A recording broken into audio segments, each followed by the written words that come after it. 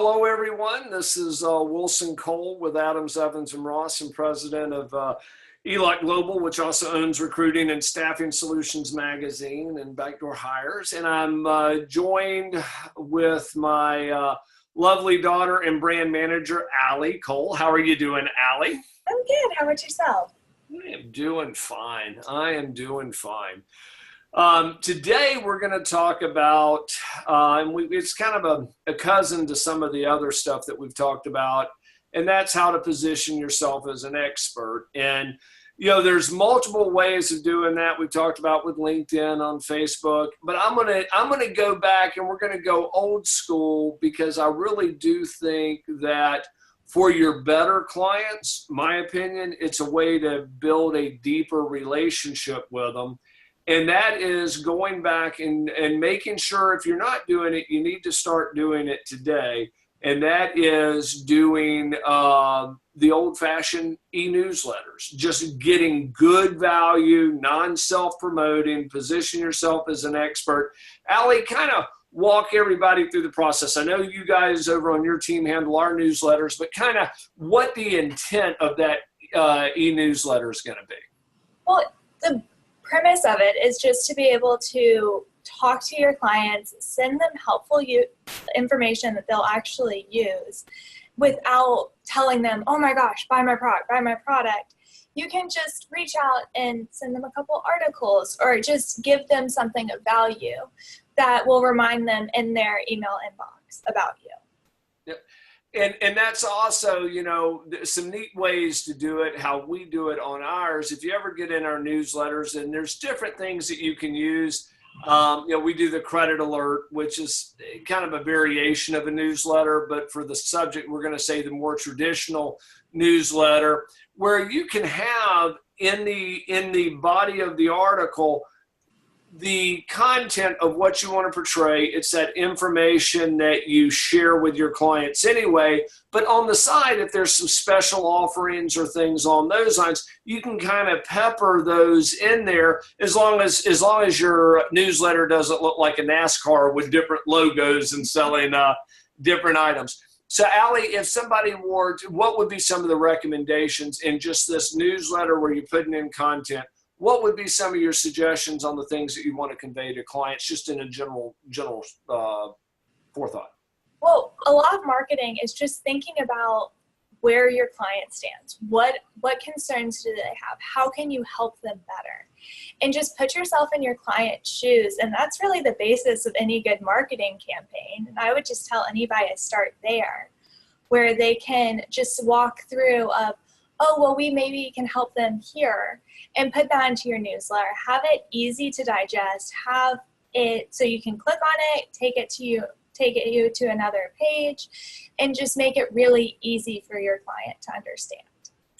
Well, you know, the rule of thumb that I've always used personally is, if I have more than a couple of clients ask me the same question in a week or in a month, that's probably something that you want to talk about inside your newsletter, because those relationships that you have with your best clients, you want to nurture that with the masses. And do all newsletters have to have a call to action, or is it one of those to where, you know, is it taboo to have a call to action, or just content, or mixing it up? What do you guys suggest over on your team? I think everything in moderation. If it's just one big call to action where they open it up and it's a buy here, click here, that might get a little old pretty quick, because if they were interested in that, they might not want a newsletter, or might not be as interested in a newsletter. They might just go to your website. I would definitely suggest having content that they can use, and then maybe at the end say, oh, we can help you this way. So that way, because people love buying but hate being sold. Sure. And so you don't want to be in their face of buy this, buy this. You want to give value before you ask. Okay. Now, a couple of things on deliverability of these e-newsletters, and you know, we have tried and trued and tested and constantly testing it. We run it through spam folders or spam filters to see what a spam score would be. If you have, you know, buy here too many times, it's going to get treated like spam. But also, one of the things that I would suggest, and this came from Allie's team, is always tell your clients to whitelist your domain. Now, you have to be respectful with it, but whitelist your domain. And then also, if you're using an email software platform to send out, there's typically, most of them all now have a spam kind of filter that will give you a guesstimate on, is it safe to send, or is it going to be viewed because of the different content and the way that it's laid out? Is it going to be viewed in spam? Now, and a lot of places have where you can look up like the taboos not to do. So like, I think putting your title all in caps, or just having something that looks like it could be portrayed as spam. If you go out and Google that, there are pages and pages of things that you should stay away from that will get you into the spam folder, that will get you blocked before you can even be in front of your client. Because places like Outlook are trying to protect their users from spam. So you don't want to look like something that you're not. Nope, and that makes a lot of sense. So, it's something that they're always checking on ours, make sure that we get good deliverability.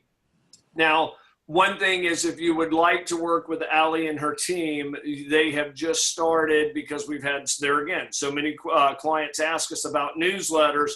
And if you're sending out less than a couple of hundred newsletters for like $99 a month, they'll lay out the content. They'll write the content for you if you'd like, to where literally it is just, sign up, fire, shoot, and forget about it. And the articles are written by our staff, our staff writers for the magazine. And so they're going to be good, very heavy, user related, not spammy, good content that you can send out. So if you want to work with Allie and her team, email Allie at ALLY@elocglobal.com. She can get you set up as far as doing the newsletters.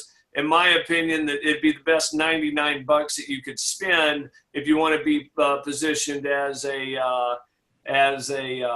expert. Also, the content that we provide, you have a license to use it in anything that you want. So if you wanted to use it for your Facebook posts and things along those lines, you could certainly do that as well. Allie, any closing ideas or thoughts before we wrap up this Monday morning marketing meeting podcast? I think I've covered everything I need to cover. Outstanding. Well, thank you guys, and we will see you next week in our weekly meeting.